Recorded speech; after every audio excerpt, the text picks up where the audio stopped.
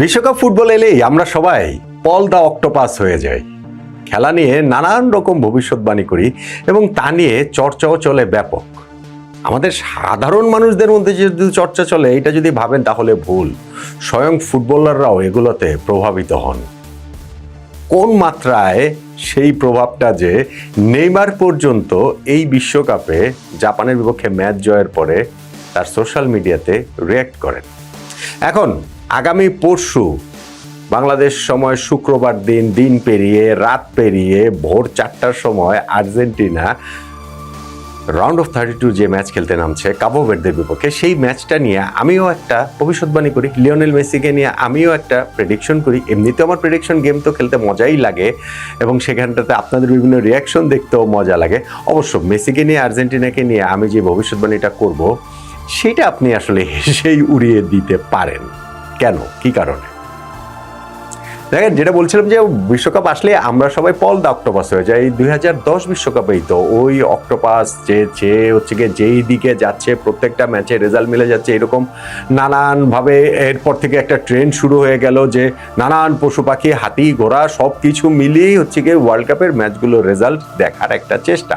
এটা একটা fun part, এটাকে এত সিরিয়াসলি নেওয়ার আসলে খুব একটা কিছু নেই।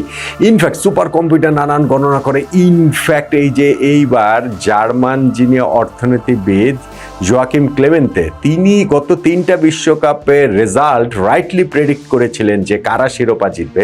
তো এইবার তিনি ওই প্রেডিক্ট করেছিলেন যে জাপানের কাছে ব্রাজিল হেরে যাবে।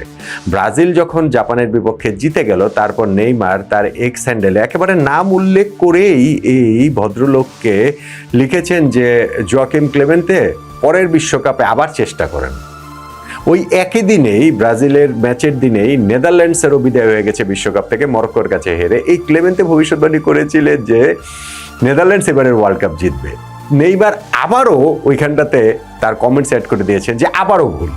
তার মানে হচ্ছে কি যে আমরা সাধারণ মানুষ যে এটা নিয়ে চর্চা করি আর আমাদের মধ্যেই এইটা নিয়ে নানান কথাবার্তা আলোচনা, তা না। নেইমারের মতো ফুটবলারও যখন এটা নিয়ে চর্চাটা যখন হয় এরকম সোশ্যাল মিডিয়াতে, মানে একেবারে জনসম্মুখে তিনি যখন এটা জানাচ্ছেন সোশ্যাল পরিসরে আর কি, মানে এই অনলাইন পরিসরে, তার মানে বোঝা যায় যে এইটাতে আসলে প্রভাবিত সবাই কম বেশি হন। এইবারের বিশ্বকাপের আবার পল দ্য অক্টোপাস খ্যাতি পেয়ে গেছেন ঘানার এক ওঝা। আফ্রিকান দলগুলোর ক্ষেত্রে এইসব টুকটাকের তো বিষয় রয়েছেই, এবং তিনি কি জানি নাম, বনসাম নাম তার, তিনি আবার এইটাতে খুব বিখ্যাত হয়ে গেলেন যে হ্যারি কেইনকে গোল করতে দিবেন না। তো ইংল্যান্ডের বিপক্ষে ম্যাচটাতে ঘানার যে ছিল তখন তিনি তার এই কাজ করছিলেন নাকি, এবং হ্যারি কেইন সত্যি গোল করতে পারেনি। ম্যাচ শেষে আবার তিনি বললেন, না, হ্যারি কেইনের উপরে আমার কোনো রাগ নাই, আমার পরের সন্তানের নাম হ্যারি রাখবো এবং তার উপরে থেকে আমি অভিশাপ তুলে নেওয়ার কাজ করছি। পরের ম্যাচে গোল পেয়েছে, ও হ্যারি কেইন দেখি পরের ম্যাচেও গোল পেয়ে গেছে, ফলে তিনি এখন ব্যাপক হিট। ঘানার সেই ওঝা এইবার ভবিষ্যৎবাণী করেছেন যে কাবো ভের্দের সঙ্গে ম্যাচটা আর্জেন্টিনা হেরে যাবে, আর্জেন্টিনার এই বিশ্বকাপ থেকে বিদায় হয়ে যাবে। আমার কথা হচ্ছে কি, প্রথমত এই জিনিসটাকে ফান হিসেবে দেখাটাই ভালো। নেইমার সিরিয়াস হয়ে গেছেন, আপনারাও অনেকে সিরিয়াস হন। আমার ওই প্রেডিকশন যে বিভিন্ন ভিডিওগুলি করি সেইখানটা তো অনেকে কমেন্টস করেন, ফলে নেইমারের রিয়াকশন দেখে আমি বুঝেছি যে ভাই ঠিক আছে, সাধারণ মানুষ ওইভাবে রিয়াক্ট তো করতেই পারেন, কিন্তু এইটাকে নিয়ে আসলে যে খুব যে সিরিয়াস হওয়ার কিছু কি রয়েছে কিনা। এবং আমি বলছিলাম আর্জেন্টিনাকে নিয়ে, মেসিকে নিয়ে আবারও একটা প্রেডিকশন এই ম্যাচটাকে ঘিরে কাবো ভের্দেকে নিয়ে রয়েছে।